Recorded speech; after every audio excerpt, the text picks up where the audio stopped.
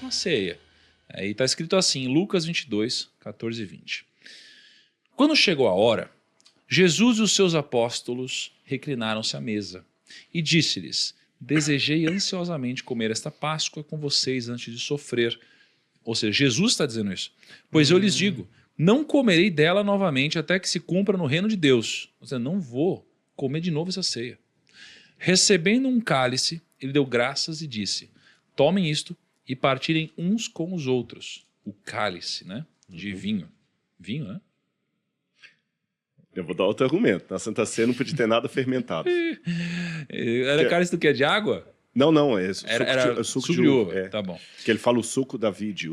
Não, pode ser.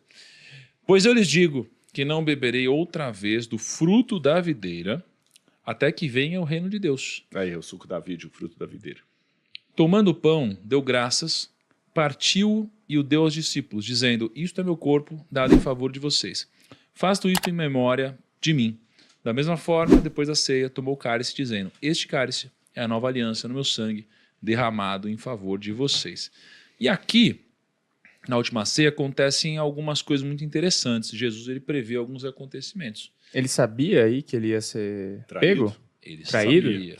sabia. Tem que ser Ele é pego, questionado, negado, ele é traído. questionado, inclusive, por João, nesse caso, não é? E essa cena do questionamento de João, ela é surreal.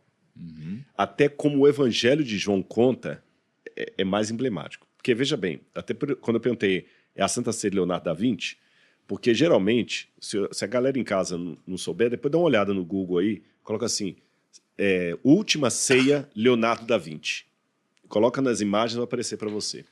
Aquele quadro, olha aí que você vai até ver. Aquele quadro que Leonardo da Vinci pintou, que hoje está lá em Santa Maria delle Grazie, no mosteiro, lá em Milão, você tem Jesus ao centro, tá certo? Jesus está ao centro assim, 6 discípulos de um lado, 6 discípulos do outro, e Judas com o sactel de dinheiro aqui na mão. E Jesus ao centro. Só que essa é uma visão anacrônica que Leonardo da Vinci teve na época do renascentismo, porque as ceias na época de Jesus não eram desse jeito. Na época de Jesus, a ceia, as pessoas reclinavam-se em acolchoados, como se estivesse num divã. Então, aqui, por exemplo, daria para eu fazer. Eu colocaria meu pé para cá, entendeu? E eu comeria reclinado assim, ó. Botar o microfone. Assim. Aí você com a mão direita toca no prato e a esquerda você reclina. Outra diferença, além de estar todo mundo reclinado, Jesus não ficava ao centro. Pelo código de etiqueta da época, conseguiu achar aí? A Santa Ceia da Vinci? Não era desse jeito. Não era desse jeito. Pelo código de etiqueta, o anfitrião, que era Jesus, ficaria na posição que o Tiago está. Na ponta. Na ponta. E era geralmente em forma de U a mesa. Em forma de U, triclínio. Jesus ficaria na ponta. De um lado dele ficava o convidado de honra e do outro lado o mais íntimo. Ao meio ficariam os convidados de maior autoridade. E do lado de cá, onde eu estou, ficariam os mais simples. Aqueles que não tinham... Porque havia toda uma hierarquia até na hora da comida. Por exemplo, se fosse um pai com os filhos mais velhos ficariam ao lado dele e o mais novo ficaria do lado de cá. Se fosse um empregado que tivesse o direito de comer com o seu senhor, os empregados ficavam do lado de cá na mesa. E o senhor lá. Entendeu o esquema? Entendi. Aí quando você vai para o Evangelho de João, o Evangelho de João conta exatamente essa cena, mas eu vou ler que João dá um detalhe que os outros não dão. João diz assim, olha, quer ver? Pão.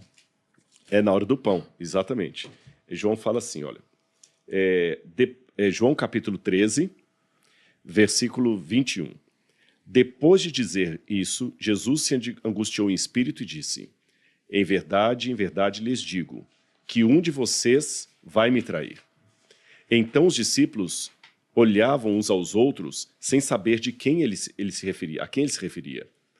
Ao lado de Jesus estava reclinado um de seus discípulos, a quem ele amava. Lembra que eu falei que os mais íntimos e os mais elevados ficavam ali? Ao lado de Jesus estava reclinado, como eu falei, reclinado, um discípulo a quem ele amava. o discípulo, o apóstolo João. Tá certo? O apóstolo João. Então a ideia era o seguinte: do outro lado, ali da mesa, onde estaria o Tiago, ficaria o apóstolo João do lado dele. Por isso que João podia reclinar a cabeça no ombro de Jesus na hora de comer. Pronto, muito bem. Aí vamos continuar. Simão Pedro fez um sinal ao discípulo amado para que perguntasse a quem Jesus se referia. Raciocina. Para Pedro fazer o sinal para ele, é porque Pedro estava do lado de cá. Jesus, de propósito, para dar uma lição em Pedro, para trabalhar também o ego do Pedro, que era o mais velho, Jesus colocou Pedro do lado dos mais simples. Caramba. Porque fala assim, pergunta para ele de quem que ele está falando. Pedro estava do lado de cá. Então aquele discípulo, reclinando-se sobre o peito de Jesus, estava lá do ladinho de Jesus, perguntou, Senhor, quem é? Jesus respondeu, aquele a quem eu der o pedaço de pão molhado. No outro evangelho que você leu, aquele que põe comigo a mão no prato. Ora, você só podia tocar na comida com a mão direita. E você comia com a mão, não era com o talher. E quando você estava servindo, uma questão de etiqueta, o outro não podia chegar e colocar a mão dele junto. Então, das duas, uma. Ou quando Jesus estava servindo, Judas se distraiu e colocou a mão com ele junto no prato, ou Jesus pegou o pedaço de pão e entregou. Só que para Jesus entregar um pedaço de pão molhado de vinho para o discípulo, onde é que ele tinha que estar sentado ou reclinado? Do outro lado. Isso significa que Jesus, até o último instante, tentou trabalhar com o coração de Judas. Ele colocou Judas em posição de honra. Mais do que Pedro. Ele mandou Pedro sentar aqui, João ficou lá e Judas ficou do outro lado. Até o último instante, ele ainda trabalhou no coração de Judas para que Judas não fizesse aquela traição.